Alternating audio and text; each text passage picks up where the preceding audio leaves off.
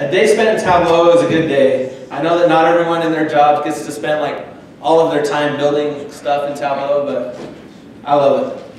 All right, next up, we're going to create a dual axis time element. So first thing I need is a time element. So again, I'm going to right click on my order date, drag it up to columns. Right click on order date, drag it to columns. I'm going to choose my month of order date. My continuous month of order date should be green. I wish these colors were a little easier to tell apart.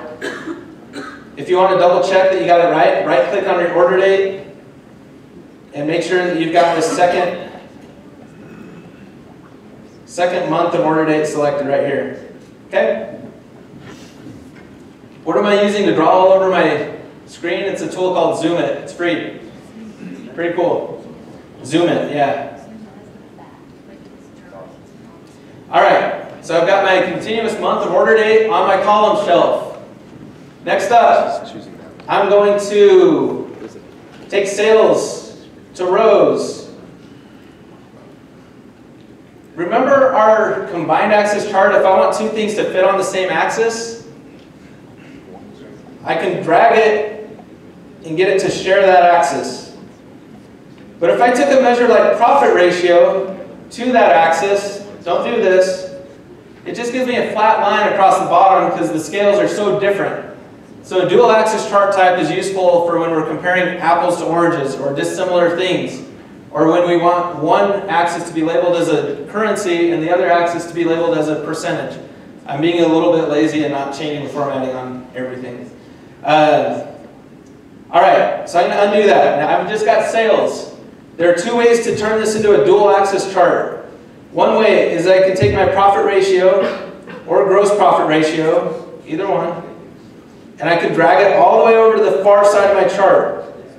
Remember, for our combined axis chart, we dropped it onto this axis that we wanted it to share. For a dual axis, we want to create a whole new axis, drag it and drop it onto this far side, and that way it will create a whole new axis for us. The other way to do that is we can, same thing with our dual axis map, we could drag it and drop it up here onto our row shelf. And then we would have to do one more step that way, turning it, right-clicking it and turning it into a dual axis. We'll do it the simple way. Drag profit ratio all the way over to this far axis, and we created our dual axis chart. All right, next up. Remember how we get these multiple mark cards now. We have one for sales and one for profit ratio. So I'm going to click on my sales mark, change my mark type from the automatic line to a bar.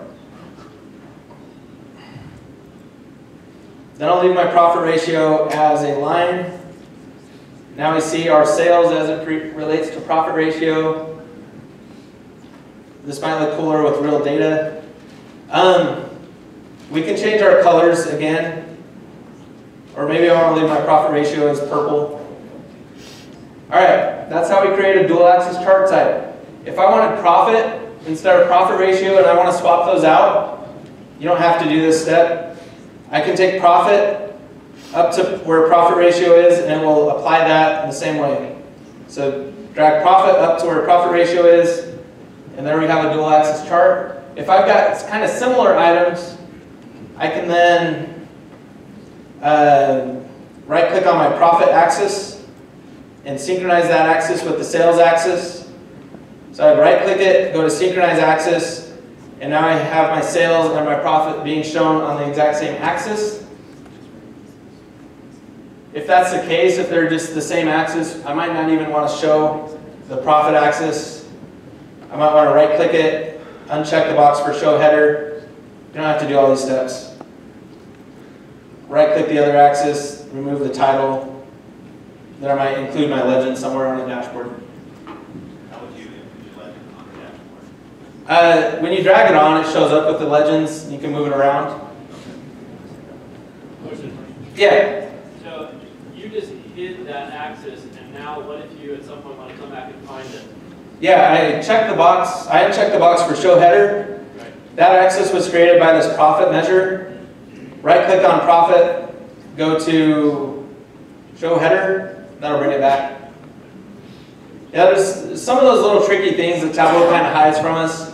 One thing that everyone does in Tableau at some point is you're going to click on this little up and down arrow thing and collapse your data window and wonder where it went. Let's all do that right now so we know. Click on that. Where does it disappear to? Who's done that before and been confused? I did at the beginning of your tutorial. Yeah. Luckily somebody around was able to help. Maybe? No, I restarted. Yeah, if you close Tableau, that'll fix it. There's an easier way to fix it. It takes it down to this data button in the bottom left. I know, boo. Tableau's not perfect. There's plenty of things that they need to fix. That's probably one of them. Why do they put that up in a commonly clicked area is beyond me. All right, click it again, that'll bring it back. Quick question. Yeah. How do you show values on the particular bar? We've got a label mark. So if you want to show the values for your sales, make sure you have your sales mark selected. You can drag sales to label. Looks kind of ugly, you might want to format it. But another way is you've got this label button. It's a little bit less predictable. You can click on that ABC. That'll show all the labels. You can tell it to show like the max and minimum numbers as labels only, different things. All right, let's do one more and then let's do some dashboarding. Okay, I'm gonna call this dual axis. You guys doing okay? Keeping up somewhat, those of you that want to? Yep. Okay. All right, moving on, 15 more minutes. Okay, open up a new sheet. We're going to, gosh, I hate to build this with you guys just because Tableau is awesome for creating beautiful charts and beautiful stuff. But sometimes people do ask for like a text table and they're like, I just want to see the details. And even worse, I get clients that give me a spreadsheet in Excel and they're like, I want you to make this in Tableau. And I'm like, that's not what Tableau does. I can do it. And I got paid a lot of money to do that for that client. That's the only reason I did. But my company did anyway. Sometimes you just do what people ask you to do. But hopefully we can avoid building text tables as much as possible.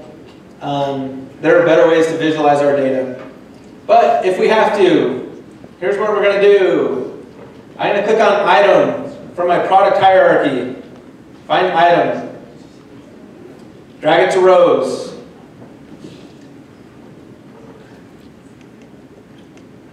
Next up, I'm going to take sales, drag it to text. Okay? I took sales up here to text. I could have also dropped it here where it said ABC. It was waiting for me to drop something there. All right, next up, I need to engage measure names and measure values. And I'm going to do that by taking profit and dropping it precisely on top of the text that was created by our sales. So take profit, drop it right on that text. That's the only place it's going to work unless you want to like create a bunch of filters and do some crazy stuff. Okay? Take profit, drop it on top of that text that was created by sales. This is one of the least intuitive things about Tableau. Typically it's a very intuitive software. This is one of those things we just got to remember. If we want to create a crosstab with multiple measures, we have to take that second measure and drop it onto the text. Just got to remember. All right, now I'm going to take my gross profit ratio, drop it there too. Or I could drop it here now actually, but either place. You do the same thing by double clicking, right? Once you have it, not with that second measure, but with the third one. Yeah, double clicking is dangerous. It's something Tableau will do what it feels like doing when we double click on something. Feeling lucky. Yeah, it'll like guess. Show me is dangerous too. We've got the show me button. It's gonna try and guess where we want everything, and it might be completely wrong. That's why I use show me for a few things, not for most things. All right. So we've got our gross profit ratio on here. Question for you? Sure. if we drag profit ratio, it shows 0. It seems like it needs to be formatted. Should be. Yeah. You can change the default formatting. My data already have that formatted. If you want to change that, after you've dragged it on, you can right click on profit ratio and go to format, change the number format to a percentage, and I typically just do 1 decimal place. Got it? Yeah, thanks. Yep. If you want to change it so that every time you drag it on there, you can change the default properties of any of these fields. Maybe I want to right click on profit ratio, go to default properties, number format, percentage. Maybe I always want it to show up as a percentage with the 1 decimal place. That'll do that. All right, moving on. Let's do one more. Let's take discount on here too. Drag discount to our view or drag it underneath profit ratio on measure values. That one's already formatted for me. You guys might need to format that in your data set.